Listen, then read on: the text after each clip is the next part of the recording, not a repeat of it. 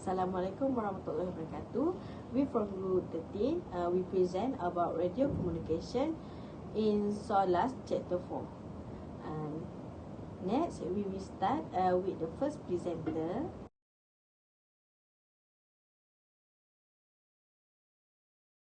Assalamualaikum and good afternoon. My name is Muhammad Ashkiri bin Al-Zahari. Number matric S65956. Today, I will present about Introduction to Radio Communication in SOLAS. Firstly, introduction. Radio communication in SOLAS, the world safety rule book for ships, is like a high-tech walkie-talkie and safety hotline network for vessels at sea. It ensures ships have the right equipment and know how to call for help in emergency, get important safety updates and talk to each other. The effect of a vessel not using communication in SOLAS can be severe and range from increased risk of accident and collision to compromise its search and rescue operation in case of emergency. In simple words, ship need radio to walk to talk in emergency and listen for important safety alerts. SOLAS, which safety rule book says what kind of radio ship must have and how to use them.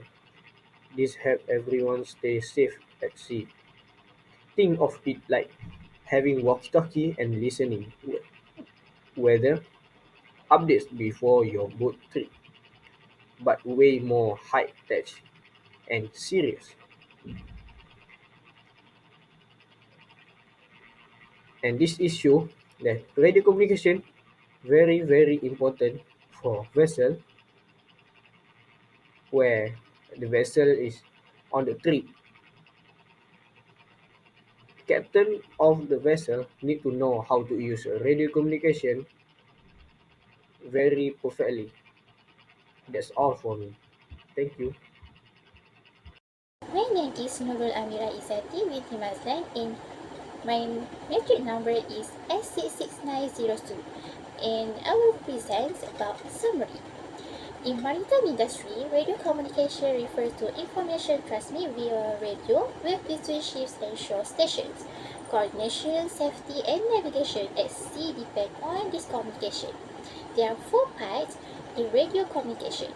Basically, part A is about application and definitions, part B is about watches, part C is about technical requirements, and part D is about radio log. There are some regulations related to each part. Part A outlines regulation related to radio communication for ship. Regulation 1 applies to all ships except those in the Great Lake area. It allows ships to use any available method for distress signals. Regulation 2 defines key terms and distinguish between existing and new installation. It aligns with the International Telecommunication Convention Radio Regulation.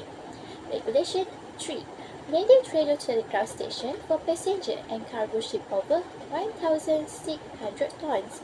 Regulation 4 require radio telephone station for cargo ship between 300 and 1,600 tons, with exemption listed in Regulation 5.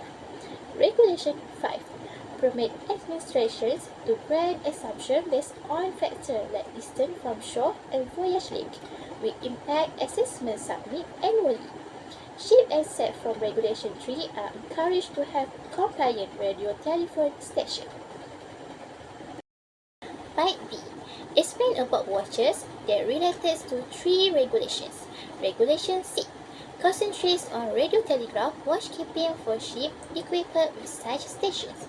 It mandates the constant presence of radio officer, particular listener hours for passenger and cargo ship, and auto alarm when the ship is not in use.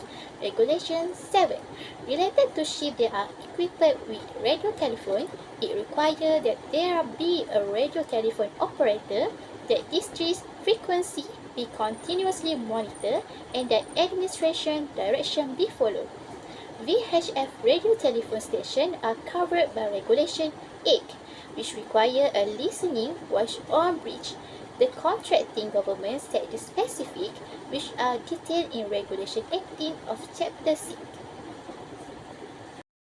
Regulation 9 through 50 in Part C describe the technical specifications for radio telegraph and radio telephone installations on board ships, station layout and placement, communication system, emergency supplies, alarm system, direction finder, lifeboat installation, portable radio equipment, and radio telephone station are all covered by this law. Avoiding interference, effective ventilation, two-way communication, protection from the environment, routine testing, and conformity to frequency and modulation standard are some of the specific requirements. The regulation focuses on safety, effectiveness, and adhere to international recommendations. They cover a wide range of topics, including distress signal, auto-alarm, direction finding capability, emergency installation in lifeboat, portable radio equipment for survival craft, and guidelines for radio telephone station. Regulation 60 cover radio telephone installation on ship and specific specification for equipment based on ship tone, frequency bands, and distress signal transmission. Distress signal producer, receiver, and watch receiver are required by law. Energy sources have to be sufficient for operation. Regulation 70 handle VHF radio telephone station, specifying installation in the topmost ship portion, conformity with regulations, and control accessibility on the bridge. It describes power limitation, channel utilization, and equipment requirement. Regarding radio telephone auto alarm, Regulation 18 outline requirement for fault warning capability, fast operation, interference resistance, CD silences, and frequency responsiveness. Approval is contingent upon successful completion of practical tests. My name is Nozaima binti Mahdi and my metric number is S65336. I will continue with Part D. Part D describes the Regulation 19, which pertains to radio logs on ships with radio telegraph or radio telephone stations, specifying requirements for recording occurrences, daily statements, equipment tests, and maintenance details, accessibility for authorized officials review.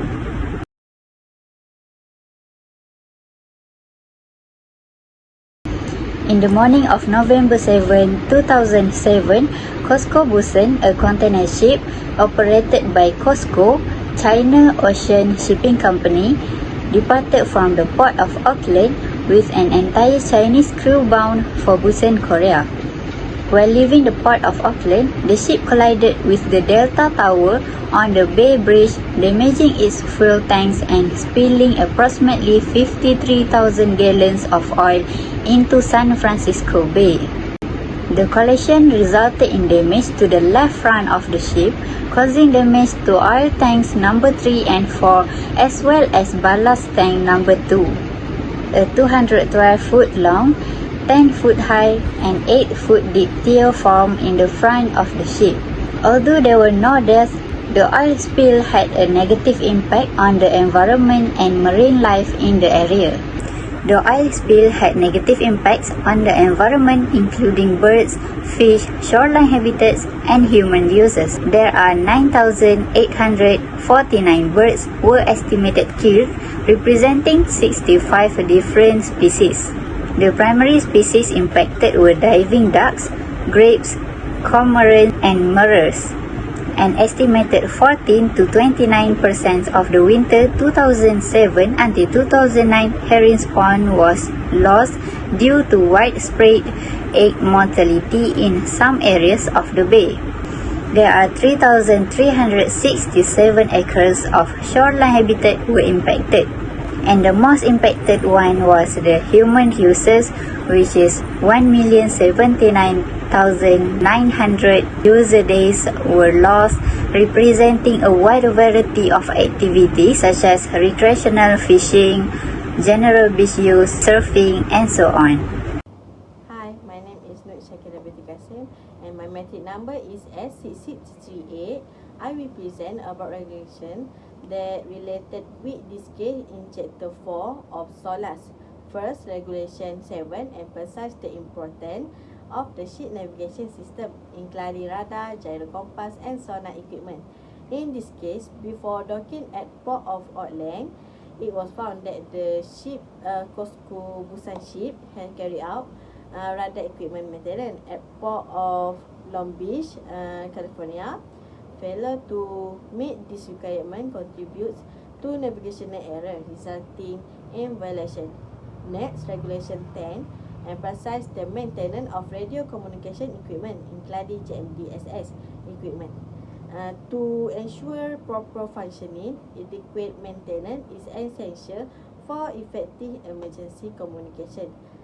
Therefore, in the context of this case, the maintenance error of the radio communication equipment, including GMDSS, may have contributed to a communication failure that could have prevented more effective emergency and rescue action. Lastly, Regulation 15 of SOLAS Chapter 4 set out the requirement and responsibilities regarding the maintenance of radio communication equipment on board ships, including GMDSS equipment.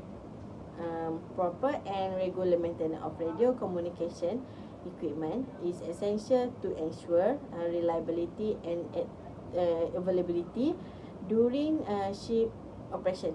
Overall, the connection between SOLAS Chapter 4, particularly Regulation 7 and 10, and the case of the COSCO Busan shipwreck show how important compliance with radio communication regulation in maritime industry is for shipping safety and marine safety.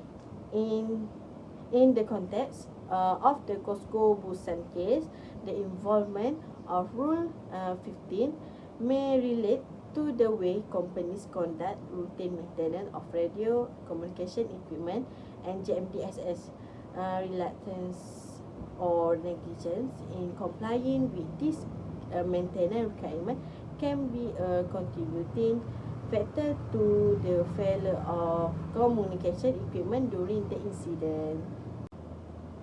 Now about proceeding of case, the plaintiff, if the United States Department of Justice, California Department of Fish and Wildlife, and other government organization, and defendant, pilot from San Francisco and China Ocean Shipping Company Fleet Management.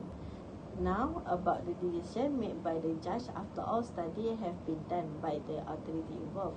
The pilot of a California ship involved in the COSCO Busan incident was sentenced to 10 months in prison and 1 year of probation after pleading guilty to negligently causing the release of approximately 53 gallons of oil into San Francisco Bay in violation of the Clean Water Act as amended by the Oil Pollution Act of 1990.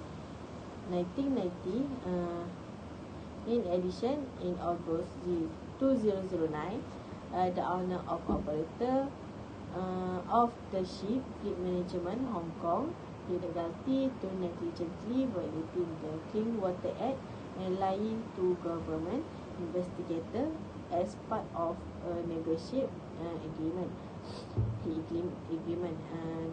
Fleet Management paid a 10 million fine. Thank you. Now I will pass to next presenter.